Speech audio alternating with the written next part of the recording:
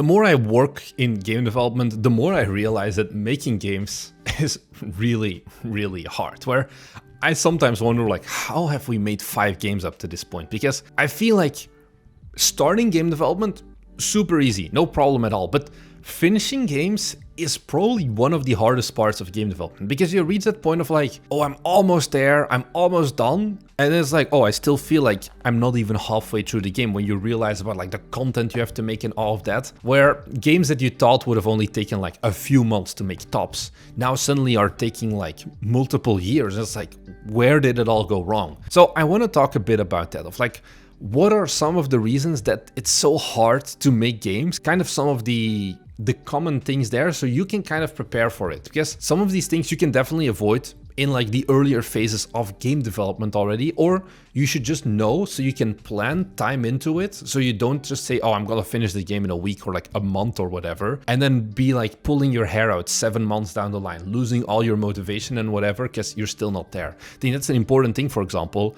maybe you have a game idea that you're not 100% sold on, but you're like, I'll only take 2 months or whatever, I can crank it out. If that game idea that you're not really sold on then suddenly takes 8 months, there's a very big chance you're just gonna say, fuck it, we cancel it, which means that you lose basically 8 months of productive work. So I think it's a very valuable thing to be more able to actually predict correctly how long a game is going to take for that decision making as well of, is this a game that we should be pursuing right now? And I think the first big one, of course, you know I'm gonna do it to him. It's going to be that your scope is too big. It's just an inherent thing. If you set out to make an open world, multiple dimension game or whatever with RPGs and deep storylines and multiple endings and whatever, and you're a solo developer or even you're a small team, it may just be more than you can chew. And this is the unfortunate reality of certain genres, I would say, almost being closed off for indie developers. I think making indie Souls-likes, for example, whilst very noble and being like, I'm gonna make my own indie Souls-like, I think it's just not realistic for a lot of indie game developers. And I think having a better understanding here of what is your team size, what is the amount of time and effort you can put into your game on like a regular basis, whether that's weekly, monthly, whatever. And then lastly, what are the skills and the things you're actually good at is very important, because I've had game ideas that I think were pretty limited in like, the amount of time needed to make them from like a code perspective, for example, which, okay, sounds good. But then I realized, but I do require to have like custom assets for everything, because I can't find asset packs that fit what I want. And then suddenly the story changes a lot, because maybe code-wise the game is simple, but if you're suddenly going to have to spend 2 years on making every single piece of art and learning modeling and all of that yourself, you're going to be running into some pretty big issues down the line. And this is where you do need to be realistic, that even though, yes, I would love to make another game like Legend of Zelda Breath of the Wild, I also know that realistically that's not going to happen unless I have like a 20-man team that can work with me and that can have dedicated writers, dedicated artists, all of that thing, basically level designers, environmental designers, which is not feasible for indies. So I think that is the first thing. If you realize of like, oh shit, why is my game not moving forward? It's probably just because it's too big. And then it's always hard. You need to be hyper aggressive and be like, okay, what is not fun about our game? We just get rid of it. If we had to distill our game to a single core mechanic, what would we do here? And this can often also just mean like removing like levels and maps and whatever. When we started developing Unicycle Pizza Time, we had set out to have 3 maps on launch, and then it took like way too long. It took like 3 weeks to make 1 map, and we had the total dev cycle of 1 month for 4 weeks. We just realized, okay, we're gonna scrap the other 2 maps, and guess what? Nobody really complained about, oh, there's not enough content, there's not enough maps. People still enjoyed it. And I think that is kind of a blindness you get as well, of like, you have this feeling that it needs to have everything because you once had this grand vision. Your players will not have that. They will just have the final experience. So make sure that your final experience is still solid, but it doesn't need to be giant, is what it comes down to. And then a second problem that I see a lot is that, you kind of lose sight of what was done for your game even. Because that is another thing, even if you have a small scope, you're going to be iterating on your game. You're going to be doing playtests, hopefully, or you're just going to play the game yourself at least. And you're gonna be like, hey, maybe what if I added this? And what if I added this? And you add like all these other small mechanics, but you forget about kind of what marks the game as finished. I think this is a big problem that a lot of people have of like, you hear this often of, I'll release the game when the game is done. This is something that developers often say, but it's like, okay, but do you actually know what done looks like for your game? Because you can always just add more levels, add more enemies, just add a few more items, I promise you, and then suddenly never end up releasing because you are stuck in this infinite cycle of make more mechanic, make more enemy, make more item, redo the UI and all of that, when you've already reached a point that kind of was marked as done at a certain point. I see developers and their like whole mindset is, we're gonna keep working on the game until I'm sick of it, and it's like, yeah, you can do that, but it's not the most healthy thing. I think it's better to work on a game, have a clear idea of what marks this game as done, what are all the things I'm going to be putting in this game, and once they're in there, we're gonna ship them. To give you a very, very simple example of this, but this is what we actually did for some of our games, is we just had a giant checklist of like, I would say 250 items or whatever, and if we checked all of them, the game was done. And we only worked on stuff in that checklist. We didn't add more stuff, or like if we added more to the checklist, we like verified it with the other team of like, do we really need this? Is this really worth it? And then we just hit release on Steam. And I think that is something that you shouldn't be too scared of, you know, making good games is going to be iteratively anyway. There's always going to be something you can do different, for example, but you don't really have the time for some of these things. Sometimes it also comes down to a monetary thing. Could we have spent another 8 months working on Unicycle Pizza Time on top of the 1 month?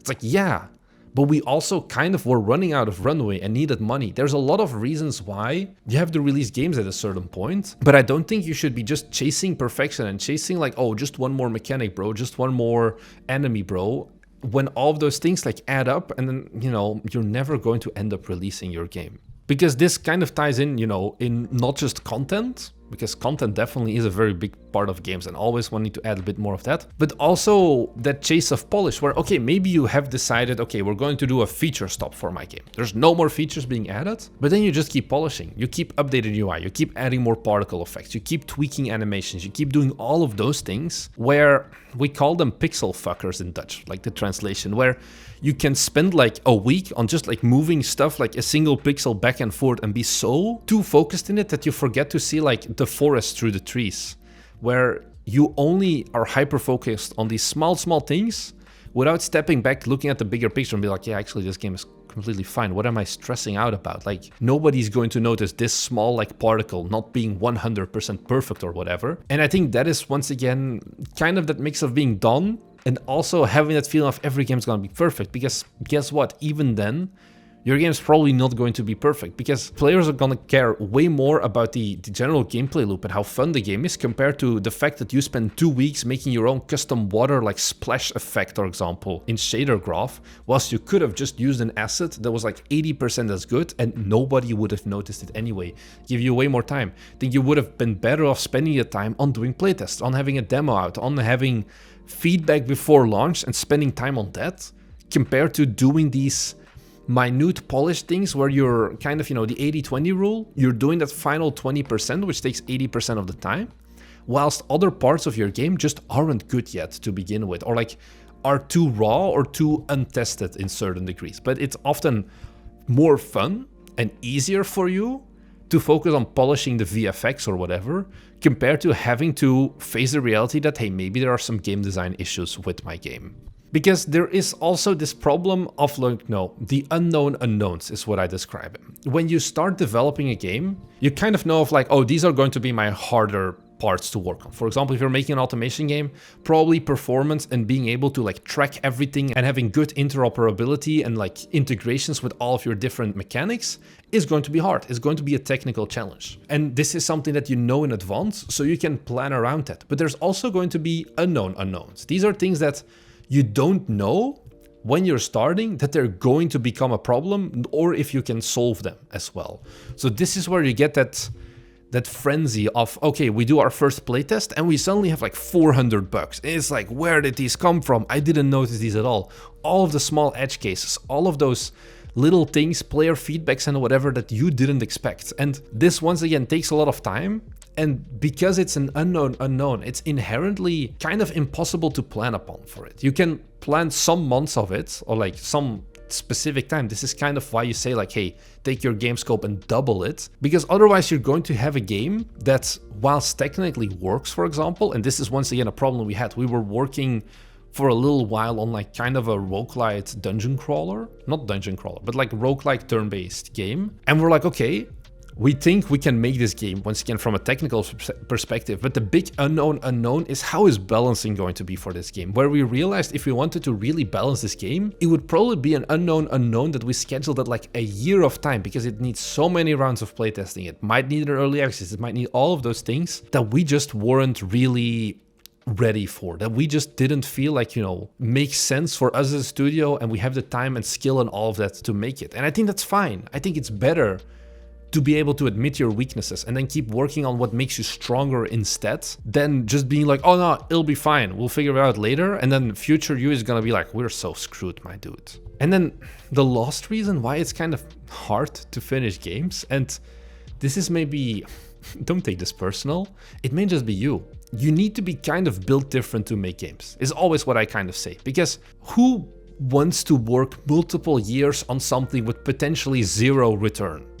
I think you kind of need to be a certain kind of person to do that. And whilst the idea and the stories of like, you know, your Stardew Valleys and whatever are very inspiring, there's a very big difference between like just reading about it and like hyping yourself all up and actually going through the slogfest of making a game. And even worse, you know, putting your game out there, having random people on the internet who are famously not nice give feedback on your game and like give you negative reviews and all of that. And I'm gonna be honest, not everyone is ready for that, and I don't judge you for that. I think it's fine to prefer not to like put yourself out there and get like very bad feedback, because it's going to be the first game that you're going to be making, and it's probably not going to be good games. And I think you don't need to force yourself to do game development. I think there's other stuff you can do as well, and I think you do need to be realistic in that. If you have, you know, if you're scared of getting feedback, then game development, you need to change either your mentality or just what you're doing here. And this may sound very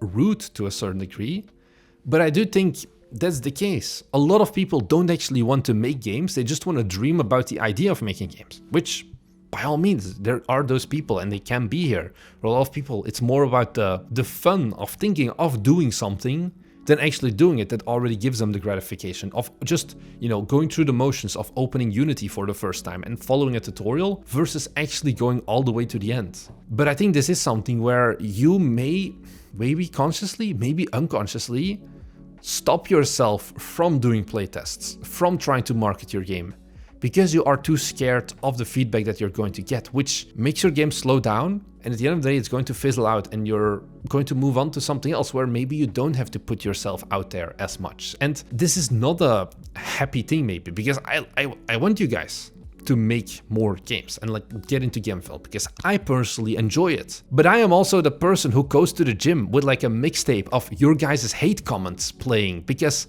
that's what drives me to bench more. You're probably not like that. You're not fucked in the head like me to a certain degree, which means that you probably don't want to see that big red thumbs down button. I don't want to see that big red thumbs down button when we get a negative review, but I can deal with it. And it's something that took me time to change my mindset, but I'm happy I could now, but that's not possible for everyone. And is there something tangible I have here? I don't know. Just get used to it is an option. Just put something out there, I guess, is kind of the thing. And realize that life isn't a cakewalk. And sometimes you kind of do have to get smacked in the face like that. Or you just realize that maybe it wasn't for me after all. Anyways, on that note, I do think, yes, making games is hard, but we still released games at this point. If, like, you know, we can do it, you can do it as well. For the untalented devs that we are, because at the end of the day, we don't have any special abilities. We didn't go to school for this or anything. We just put hours into it and that's it. You probably can do it as well. You just need to be smarter about like, what kind of games am I making? How am I going to approach my planning, my game development and whatever?